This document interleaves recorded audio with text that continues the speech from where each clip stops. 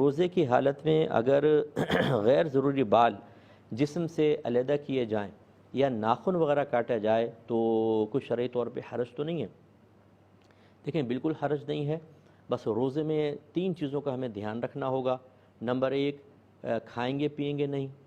Number 2، vomiting جان بوجھ کر نہیں کرنی ہے. کوئی ایسا عمل نہیں کرنا جس سے وومیٹنگ باہر آئے، تو اس میں بھی پرابلم ہو سکتا ہے. نمبر 3، کسی بھی طریقے سے غسل واجب نہ ہو، یعنی جیسے زوجہ سے جسمانی تعلق قائم کرنا یا خدا نخواستہ خود غسل واجب کرنا، ان سے روزہ ٹوٹتا ہے.